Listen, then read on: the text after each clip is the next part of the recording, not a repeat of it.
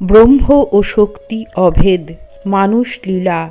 এইবার কেশব উচ্চৈঃস্বরে বলিতেন, আমি এসেছি, আমি এসেছি।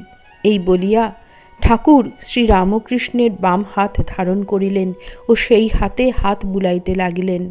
ঠাকুর ভাবে গড়গড় মাতোয়ারা আপনা আপনি কত কথা বলিতেছেন, ভক্তেরা সকলে হাঁ করিয়া শুনিতেছেন। শ্রীরামকৃষ্ণ যতক্ষণ উপাধি ততক্ষণই নানা বোধ, যেমন কেশব, প্রসন্ন, অমৃত, এই সব। পূর্ণ জ্ঞান হলে এক চৈতন্য বোধ হয়, আবার পূর্ণ জ্ঞানে দেখে যে সেই এক চৈতন্য।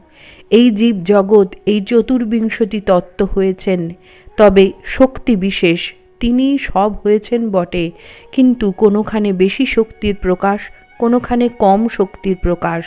বিদ্যাসাগর বলেছিল, তা ঈশ্বর কি কারুকে বেশি শক্তি কারুকে কম শক্তি দিয়েছেন?